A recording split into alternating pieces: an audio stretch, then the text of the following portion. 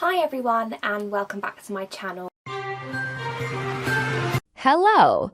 Welcome back to General Hospital Spoilers channel. Today we will dive deeply into the dramatic twists and emotional upheaval of Thursday, November 6, 2025. As Port Charles prepares for a day that may change everything for its troubled residents, Anna faces an unprecedented threat. This Thursday brings heightened suspense as Anna Devane resolutely pursues answers in the mysterious Faison case, a story arc that now stretches into unexpected territory.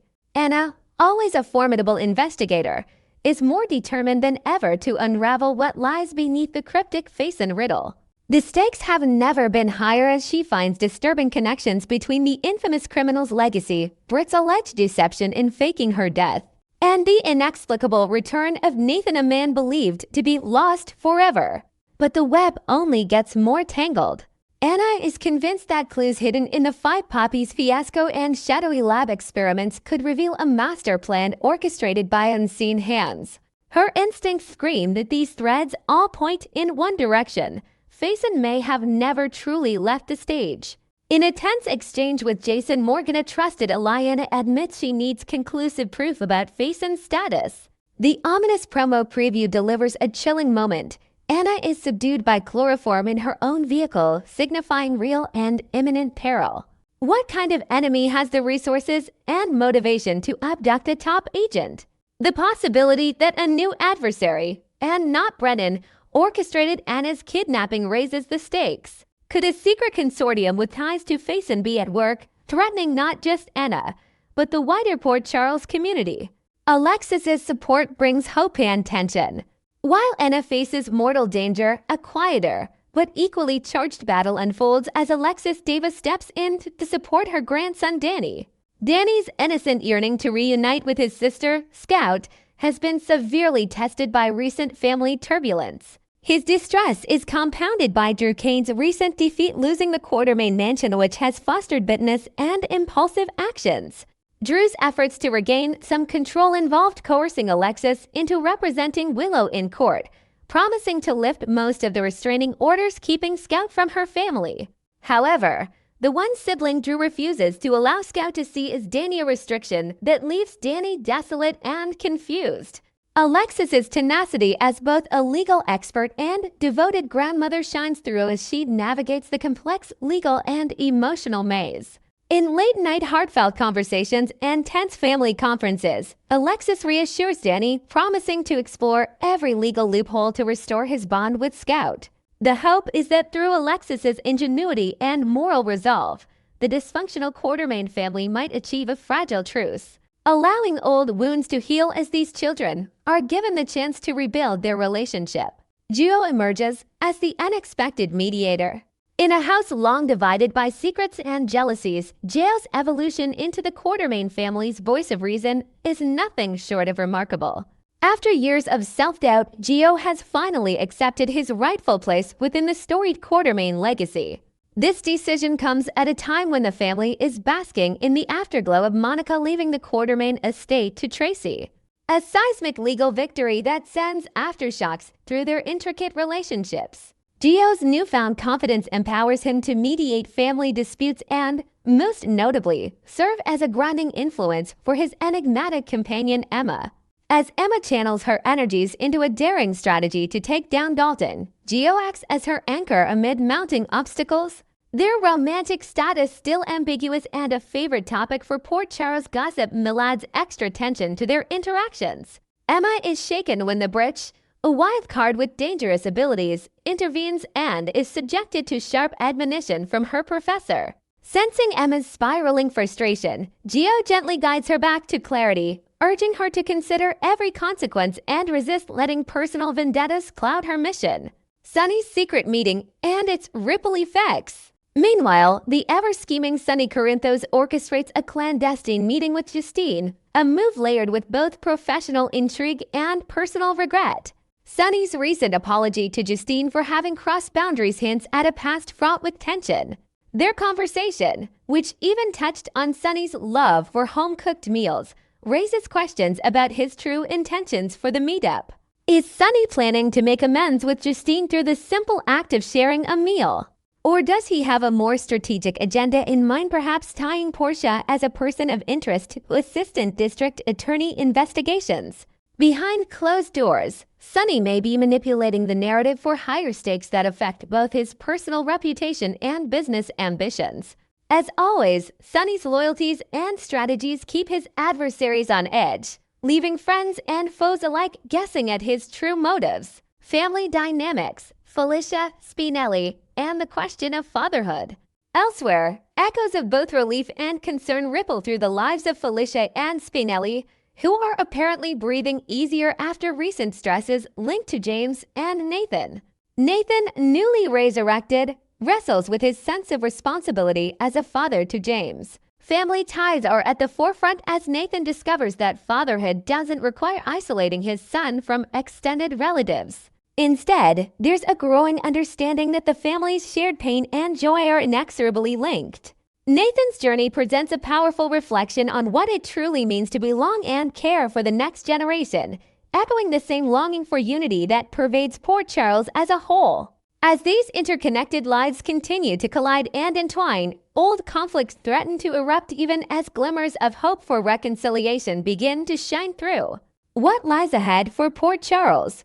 With danger lurking in every shadow and secrets coming to light, Port Charles stands on the precipice of seismic change. And as fate hangs by a thread, her potential discoveries threatening to expose long-hidden truths about Faison and the sinister figures manipulating events from the shadows.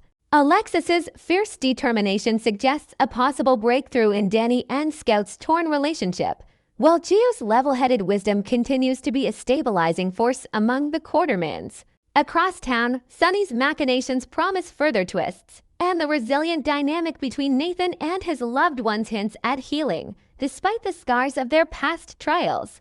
As Thursday draws to a close, viewers are left with a sense of anticipation for the next revelations in Port Charles, a place where alliances are fragile, loyalties are tested, and the pursuit of justice never truly ends.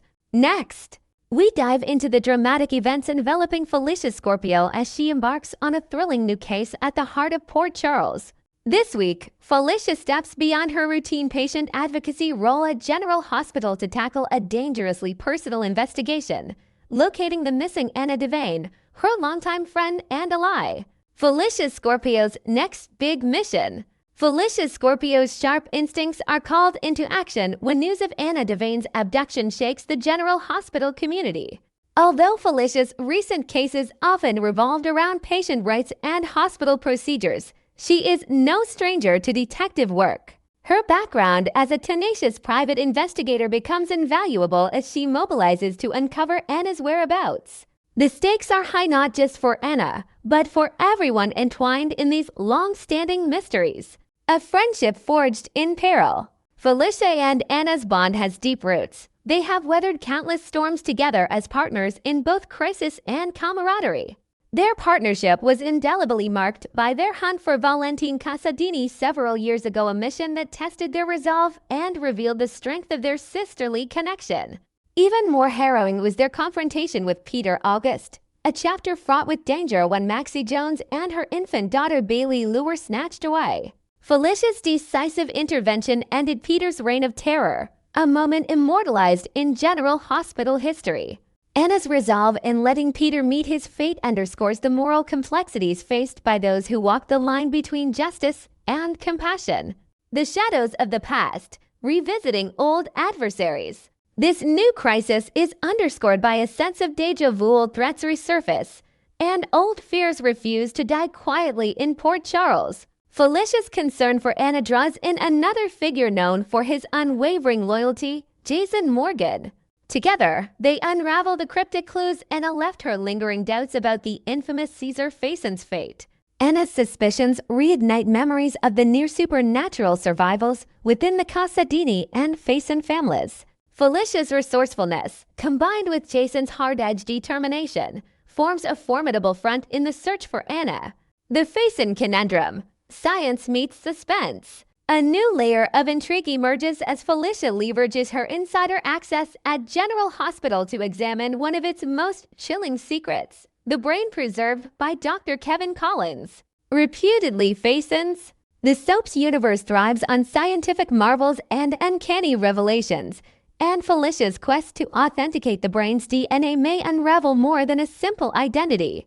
The preservation of Faison's brain represents not just Port Charles' penchant for dramatic evidence, but also the shadowy experiments and subterfuge that have plagued its halls for years. DNA mysteries more than meets the eye. If Felicia discovers that the brain preserved is not actually Faison's, the implications reach far beyond a simple morgue mix-up. It would suggest a masterful deception, perhaps orchestrated by Faison himself or abetted by another shadow conspirator. Anna's last interaction with Faison's body was fraught with emotional anguish, clouded by memories she would later realize were not her own, but those of Alex Merrick. Such revelations add depth to Felicia's investigation, forcing her to confront not only physical evidence but psychological landscapes riddled with uncertainty. A web of deception bringing in the Casadines. As Felicia delves deeper, she cannot dismiss the ever-present influence of the Casadini family. Their history with Anna and Valentine threads through every layer of intrigue, with secrets spanning continents and generations. Felicia's detective work will likely intersect with Valentine's cryptic motives, potentially drawing in other Casadini heirs and dangerous adversaries who have long coveted the power and chaos Anna represents. Hospital allies and unexpected twists. Felicia's pursuit may gain momentum with help from hospital staff, including Dr. Kevin Collins, whose expertise ranges from psychiatry to forensic science, making him both a confidant and guide in decoding the mysteries of memory swap and brain preservation. Liesl Obrecht, notorious for her ambiguous loyalties, may resurface to either complicate or aid Felicia's hunt. Meanwhile, Robert Scorpio, Felicia's ex-husband and Anna's old flame, could offer political and professional support, mobilizing WSB resources or leveraging his reputation in Port Charles. Technology versus human intuition. Today's General Hospital is a battleground of state-of-the-art technology and good old-fashioned sleuthing. Felicia's investigation will likely blend DNA sequencing, surveillance, and digital clues from Anna's encrypted communications. Yet, the heart of the case remains Felicia's intuition, the empathy forged through years of shared struggles and sisterhood. The emotional toll, friendship under fire. The emotional weight of Anna's kidnapping is central to Felicia's motivation. The ripple effect is felt throughout the hospital. Maxie Jones, still haunted by her own kidnapping, is anxious for her mother's two closest allies to prevail. Felicia must juggle her responsibilities as a mother and friend with her growing determination to bring Anna home safely. These personal stakes elevate every clue, every dead end, and every moment of hope or doubt. Possible new threats, the rise of unknown villains, inventing new elements for dramatic effect. Imagine Felicia encountering evidence pointing towards a new syndicate emerging in Port Charles, a secret organization exploiting old enemies and resurrecting old technologies. As Felicia tracks Anna, she might discover encrypted files linked to international hackers, new faces in town with hidden agendas, or even a double agent within the hospital staff. Each new lead multiplies the tension, amplifying the risk and extending the shadow cast by Anna's disappearance. The rescue mission, racing against time. With mounting proof of foul play, Felicia coordinates search efforts across Port Charles and beyond. She must contend with red herrings, secret meeting places, and coded messages designed to stall investigators. Her race against time takes her from hospital corridors to dark alleyways, from safe houses to international embassies, each setting raising the emotional and physical stakes. Conclusion: the strength of bonds in the face of danger. Ultimately, Felicia's investigation is more than a mere procedural. It is a testament to the strength of bonds forged in adversity. The community at General Hospital rallies as one, determined not to let Anna down. Whether Felicia's hunt ends in dramatic rescue, shocking betrayal, or a new cycle of mysteries, the fabric of friendship, loyalty, and tenacity remains unbroken. Stay tuned to ABC General Hospital Spoilers channel for updates on Felicia's courageous case, where every clue, every friendship, and every risk taken brings us closer to the heart of Port Charles itself. Next, we will learn about the issue of Jordan Ashford's relentless meddling in Port Charles, turning her life into a whirlwind of secrets, regrets, and unspoken desires that threaten to unravel everything she holds dear. In the shadowy underbelly of General Hospital's drama, Jordan Ashford stands out as the ultimate interferer, her actions rippling through relationships like a stone skipped across a turbulent lake. Just months back, she shattered the fragile peace between Curtis Ashford and Portia Robinson by revealing Portia's unexpected pregnancy, a revelation that exploded like a grenade in their already strained marriage, leaving Curtis reeling from betrayal and Portia scrambling to rebuild trust amid the debris. Jordan's intent might have stemmed from a misguided sense of justice, believing Curtis deserved the full truth to make informed choices about his future, but the fallout was devastating, severing ties that once bound the trio in complicated friendship.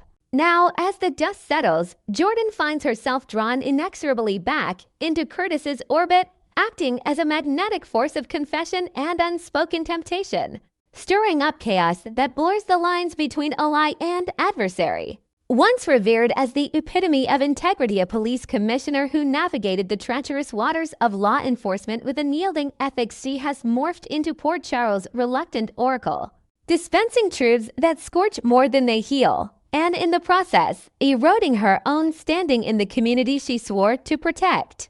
This transformation isn't accidental. It's a symptom of deeper turmoil, where Jordan's compulsion to expose hidden realities comes at the steep price of isolation. As friends and former lovers alike begin to view her interventions with wary suspicion, wondering if her honesty is truly noble or merely a veil for her unresolved personal vendettas.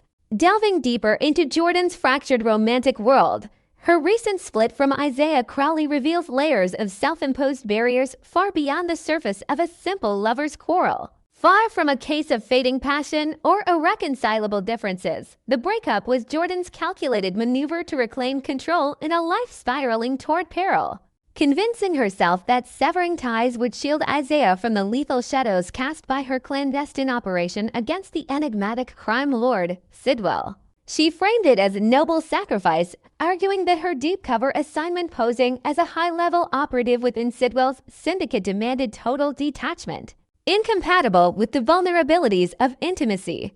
Yet, reality bites harder than any rationale. Peril in Port Charles doesn't pause for personal edicts, weaving its web relentlessly around those Jordan cares for, regardless of her attempts to quarantine it. Isaiah, a seasoned professional with his own history of navigating danger in the Bureau, entered the relationship eyes wide open. Fully aware of Jordan's dual existence as cop and covert agent, he even thrived on the adrenaline, finding strength in their shared resilience. If Jordan had placed even a fraction of that faith in him, she might have seen his capacity to stand beside her, offering not just emotional anchor but tactical insight drawn from his undercover expertise. Instead, she armored herself behind the fortress of her mission, using the high-stakes pursuit of Sidwell as a convenient justification for every emotional fortress she's erected over years of loss and compromise. From her widowhood after Thomas's death to the daily grind of raising TJ amid constant threats. In imagined extensions of this plot, picture Isaiah confronting her in a dimly lit safe house, his voice laced with hurt as he recounts late-night stackouts where he worried not for his safety, but for the toll her isolation was exacting, urging her to reconsider before the job claimed her soul entirely. Yet Jordan, eyes steely with resolve, turns away, her heart pounding with the fear that vulnerability might be the real fatal flaw. Anna Devane, ever the sage voice of reason in Port Charles espionage circles, empathizes profoundly with Jordan's predicament. Having danced the same dangerous tango between duty and personal life during her own storied career with the WSB. Over a tense coffee at Kelly's Diner, away from prying ears, Anna lays it bare, the intoxicating rush of the hunt, the bone-deep loneliness that seeps in during quiet hours, and the inexorable tug of the badge that warps priorities until loved ones become collateral risks. She shares anecdotes from her past, like the time her obsession with dismantling a global syndicate cost her a chance at stable happiness with Robert Scorpio, illustrating how such fixations devour not just time but the very essence of who one is meant to be. Jordan absorbs the wisdom, her not a mask of agreement, perhaps even a spark of genuine intent to heed the caution, but her core trait and wavering determination overrides all, transforming potential revelation into just another footnote in her relentless drive. This fatal charm, as fans might dub it, propels her towards single-minded glory, envisioning herself as the architect of Sidwell's downfall. Coordinating intricate raids on his hidden warehouses stocked with illicit arms and forged documents, or decoding encrypted communications that expose his ties to corrupt officials across the state. Yet, this ambition exacts a hidden toll, stripping away the simple joys of family barbecues with TJ and Stella, or quiet evenings where laughter drowns out the echo of gunfire.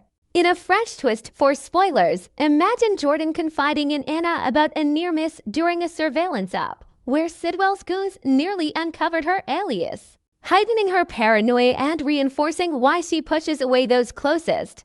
But Anna counters that true strength lies in alliances, not solitude, planting seeds of doubt that could bloom into Jordan's pivotal character arc. As Jordan's gaze inevitably drifts back to Curtis, the man she vowed to release from her cycle of attempted redemption, the narrative echoes with haunting familiarity. Like a rerun scripted in Heartbreak, their history is a tapestry of deception and desire. She once concealed critical details about a case that implicated his business dealings, leading to a swift, painful dissolution of their romance. With Curtis walking away convinced her loyalty skewed too heavily toward the badge over their bond. Now, in this slow burn revival, she's tiptoeing around the edges of reconciliation, perhaps orchestrating subtle gestures like anonymous tips that steer him clear of Sidwell's encroaching influence, or lingering conversations at the Savoy that crackle with unresolved chemistry. But deja vu looms large. What fresh betrayals await? A hypothetical surprise element could involve Jordan planning a low-key birthday gathering for Curtis, only to hesitate when it risks exposing a lead on Sidwell, forcing her to weigh candor against catastrophe. Will she calibrate every withheld truth by the metric of potential romantic fallout, or repeat the pattern that cost her before? This teetering balance between fierce allegiance and mounting weariness defines her now. Jordan's reserves of both are depleting fast, as evidenced by her weary sighs during solitary walks along the waterfront, contemplating how her interventions have alienated not just lovers, but her own sense of self. Inventing a deeper layer, suppose Curtis confronts her about old wounds during a stormy night at the police station, rain lashing the windows as he demands to know if she's truly changed, prompting Jordan to articulate her fears of dragging him into her war. Yet his retort, that he's no damsel needing rescue, challenges her savior complex head-on, setting the stage for explosive revelations. The irony sharpens when considering the tangible threats Jordan navigates.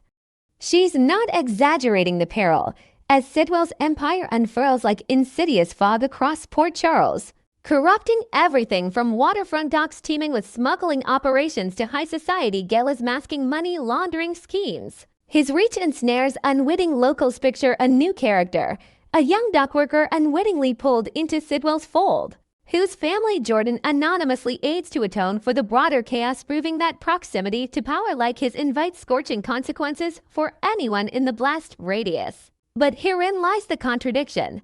Pursuing Curtis romantically offers no sanctuary for him compared to Isaiah, merely reshuffling the same high-wire risks under a different guise, with Sidwell's spies potentially targeting Curtis's nightclub as leverage. Perhaps Jordan's true affliction isn't the adrenaline of danger itself, but an compulsive urge to preemptively rescue those she loves, even as they protest their independence, stemming from traumas like the unsolved mysteries surrounding her late husband's death or the constant vigilance required to safeguard DJ from street-level threats. This chapter aches because Jordan's emotions, usually shrouded in professionalism, now pulse opally evident in fleeting glances across crowded rooms or vulnerable admissions during stackout lulls. Yet she stumbles repeatedly over ingrained habits, constructing barriers she promises to dismantle once the mission concludes, only for new crises to emerge. Ultimately, Jordan possesses the intellect to outmaneuver Sidwell's labyrinthine plots, devising strategies that could dismantle his network from laundered funds to protected witnesses,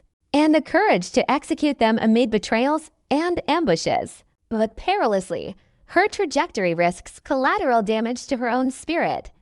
In a speculative spoiler arc, she might face a moral crossroads where sparing Curtis means compromising the case, forcing a reckoning with priorities long deferred.